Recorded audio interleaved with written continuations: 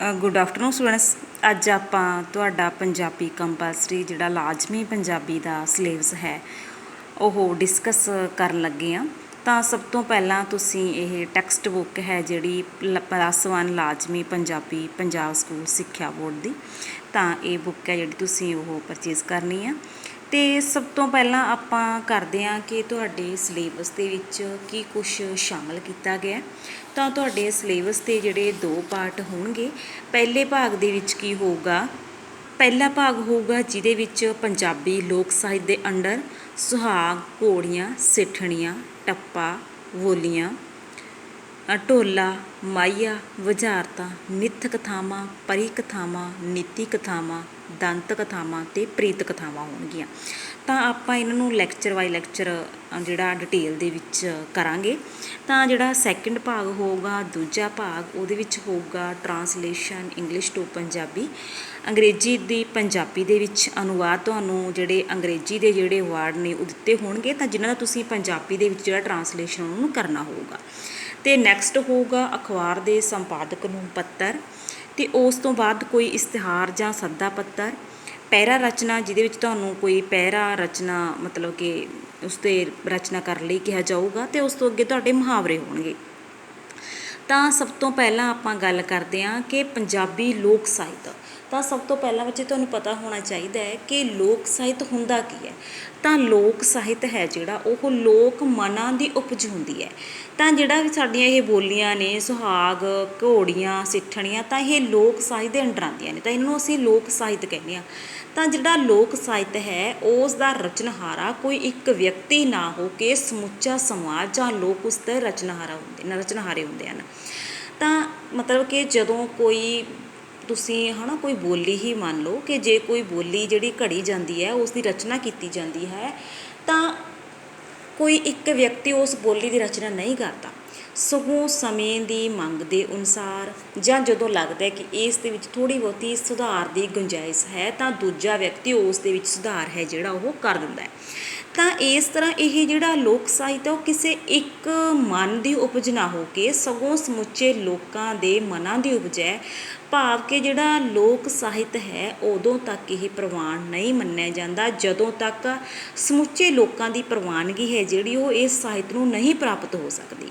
ਤਾਂ ਇਹ ਤਾਂ ਸੀਗਾ ਲੋਕ ਸਾਹਿਤ। ਤਾਂ ਆਪਾਂ ਨੈਕਸਟ ਕਰਦੇ ਹਾਂ ਕਿ ਵਿਸ਼ਿਸ਼ਟ ਸਾਹਿਤ। ਹੁਣ ਲੋਕ ਸਾਹਿਤ ਕੀ ਹੈ ਕਿ ਲੋਕਾਂ ਦੇ ਮਨਾਂ ਦੀ ਉਪਜ ਹੈ ਨਾ, ਲੋਕ ਸਮੂਹ ਦੁਆਰਾ ਸਿਰਜਿਤ ਰਚਨਾ, ਕਿ ਇਸ ਨੂੰ ਰਚਨਹਾਰਾ ਕੋਈ ਇੱਕ ਵਿਅਕਤੀ ਨਹੀਂ ਹੁੰਦਾ, ਸਗੋਂ ਸਮੁੱਚੇ ਸਮੂਹ ਵੱਲੋਂ ਕੋਈ ਰਚਨਾ ਜਿਹੜੀ ਉਹ ਰਚੀ ਜਾਂਦੀ ਹੈ। ਪਰ ਵਿਸ਼ਿਸ਼ਟ ਸਾਹਿਤ ਉਹ ਹੈ ਜਿਸ ਨੂੰ ਰਚਨਹਾਰਾ ਕੋਈ ਵਿਸ਼ੇਸ਼ ਵਿਅਕਤੀ ਹੁੰਦਾ ਹੈ। ਜੇ ਤੁਸੀਂ ਕੋਈ ਕਵਿਤਾ ਪੜ੍ਹਦੇ ਹੋ, ਕੋਈ ਕਹਾਣੀ ਪੜ੍ਹਦੇ ਹੋ, ਨਾਵਲ ਪੜ੍ਹਦੇ ਹੋ, ਤਾਂ ਉਸ ਦਾ ਰਚਨਹਾਰਾ ਕੋਈ ਇੱਕ ਵਿਅਕਤੀ ਹੁੰਦਾ ਹੈ। ਜੇ ਤੁਸੀਂ ਕੋਈ ਕਵਿਤਾ ਪੜ੍ਹ ਰਹੇ ਹੋ ਤਾਂ ਤੁਸੀਂ ਉਸ ਕਵਿਤਾ ਨੂੰ ਪੜ੍ਹਨ ਵੇਲੇ ਤੁਸੀਂ ਦੇਖੋਗੇ ਇਹ ਜਿਹੜੀ ਕਵਿਤਾ ਹੈ ਉਹ ਭਾਈ ਵੀਰ ਸਿੰਘ ਦੀ ਰਚਨਾ ਹੈ, ਜੋ ਪ੍ਰੋਫੈਸਰ ਪੂਰਨ ਸਿੰਘ ਦੀ ਰਚਨਾ ਹੈ। ਤਾਂ ਇਸੇ ਤਰ੍ਹਾਂ ਤੁਸੀਂ ਕੋਈ ਨਾਵਲ ਪੜ੍ਹੋਗੇ ਤਾਂ ਉਹ ਵੀ ਦੇਖੋਗੇ ਕਿ ਇਹ ਨਾਵਲ ਹੈ ਜਿਹੜਾ ਇਹ ਨਾਨਕ ਸਿੰਘ ਦਾ ਹੈ ਜਾਂ ਇਹ ਗੁਰਦਿਆਲ ਸਿੰਘ ਦਾ ਹੈ। ਤਾਂ ਵਿਸ਼ਿਸ਼ਟ ਸਾਹਿਤ ਉਹ ਹੁੰਦਾ ਹੈ ਜਿਸ ਦੀ ਰਚਨਾ ਕੋਈ ਵਿਸ਼ੇਸ਼ ਵਿਅਕਤੀ ਕਰਦਾ ਹੈ, ਪਰ ਲੋਕ ਸਾਹਿਤ ਲੋਕ ਸਮੂਹ ਦੇ ਲੋਕ ਮਨਾਂ ਦੀ ਉਪਜ ਹੁੰਦੀ ਆ। ਤਾਂ ਉਸ ਤੋਂ ਅੱਗੇ ਆਪਾਂ ਡਿਟੇਲ ਦੇ ਵਿੱਚ ਜਿਹੜਾ ਕਰਨਾ ਹੈ ਉਹ ਹੈ ਵੀ ਆਪਾਂ ਕਰਾਂਗੇ ਕੱਲ੍ਹ ਵਾਲੇ ਲੈਕਚਰ ਦੇ ਵਿੱਚ ਕਿ ਸੁਹਾਗ ਕਦੋਂ ਗਾਏ ਜਾਂਦੇ ਨੇ ਅਤੇ ਇਹ ਸੁਹਾਗ ਹੁੰਦਾ ਕੀ ਹੈ। ਤਾਂ ਇਸ ਦੇ ਵਿੱਚ ਕਿਹੋ ਜਿਹੇ ਜਿਹੜੇ ਮਨੋਭਾਵ ਨੇ ਉਹ ਪ੍ਰਗਟਾਏ ਜਾਂਦੇ ਨੇ। ਤਾਂ ਉਸ ਤੋਂ ਅੱਗੇ ਘੋੜੀਆਂ, ਸਿੱਠਣੀਆਂ, ਟੱਪਾ, ਬੋਲੀਆਂ, ਢੋਲਾ, ਮਾਹੀਆ, ਬੁਝਾਰਤਾਂ ਅਤੇ ਮਿੱਥ ਕਥਾਵਾਂ ਦੇ ਵਿੱਚ ਤੁਹਾਡੇ ਸਿਲੇਬਸ ਦੇ ਵਿੱਚ ਜੋ ਸ਼ਾਮਲ ਕੀਤਾ ਗਿਆ ਹੈ ਉਹ ਹੈਗਾ ਪ੍ਰਹਲਾਦ ਭਗਤ ਅਤੇ ਨੀਲ ਕਮਲ। ਅਤੇ ਪਰੀ ਕਥਾਵਾਂ ਦੇ ਵਿੱਚ ਨਾਲ ਦਮਯੰਤੀ ਅਤੇ ਜਿਹੜੀਆਂ ਸਬਜ਼ ਪਰੀ ਦੀ ਜਿਹੜੀ ਕਥਾ ਹੈ ਉਹ ਸ਼ਾਮਲ ਕੀਤੀ ਗਈ ਆ। ਅਤੇ ਨੀਤੀ ਕਥਾਵਾਂ ਦੇ ਵਿੱਚ ਜੋ ਲਾਲਸਾ ਦੀ ਚੱਕੀ ਹੈ ਉਹ ਕਹਾਣੀ ਹੈ ਜਿਹੜੀ ਉਹ ਸ਼ਾਮਲ ਕੀਤੀ ਗਈ ਆ। ਅਤੇ ਦੰਤ ਕਥਾਵਾਂ ਦੇ ਵਿੱਚ ਜਿਹੜੀਆਂ ਮਤਲਬ ਕਿ ਕਥਾਵਾਂ ਤੁਹਾਡੇ ਸਿਲੇਬਸ ਦੇ ਵਿੱਚ ਸ਼ਾਮਲ ਕੀਤੀਆਂ ਗਈਆਂ ਨੇ, ਤਾਂ ਉਹਨਾਂ ਦੇ ਵਿੱਚ ਹੈ ਪੂਰਨ ਭਗਤ, ਰਾਜਾ ਰਸਾਲੂ ਅਤੇ ਦੁੱਲਾ ਭੱਟੀ। ਅਤੇ ਉਸ ਤੋਂ ਅੱਗੇ ਆ ਜਾਂਦੀਆਂ ਨੇ ਪ੍ਰੀਤ ਕਥਾਵਾਂ ਦੇ ਵਿੱਚ ਮਤਲਬ ਕਿ ਤੁਹਾਡੇ ਸਿਲੇਬਸ ਦੇ ਵਿੱਚ ਹੀਰ ਰਾਂਝਾ ਅਤੇ ਮਿਰਜ਼ਾ ਸਾਹਿਬਾ ਜਿਹੜੀਆਂ 2 ਪ੍ਰੀਤ ਕਥਾਵਾਂ ਨੇ ਉਹ ਸਿਲੇਬਸ ਦੇ ਵਿੱਚ ਸ਼ਾਮਲ ਕੀਤੀਆਂ ਗਈਆਂ ਨੇ। ਤਾਂ ਇਹ ਸੀਗਾ ਤੁਹਾਡਾ ਮਤਲਬ ਕਿ ਕੰਪਲੀਟ ਸਿਲੇਬਸ ਜੋ ਮਤਲਬ ਕਿ ਤੁਹਾਨੂੰ +1 ਦੇ ਵਿੱਚ ਤੁਸੀਂ ਪੜ੍ਹਨਾ ਹੋਊਗਾ ਪੰਜਾਬੀ ਕੰਪਲਸਰੀ ਦਾ। ਤਾਂ ਆਪਾਂ ਡਿਟੇਲ ਦੇ ਵਿੱਚ ਸਾਰਾ ਸਿਲੇਬਸ ਹੈ ਜਿਹੜਾ ਉਹ ਕਰਨਾ ਹੈ। ਤਾਂ ਆਪਾਂ ਸਭ ਤੋਂ ਪਹਿਲਾਂ ਕੱਲ੍ਹ ਜੋ ਕਰਨਾ ਹੈ ਉਹ ਹੈ ਸੁਹਾਗ।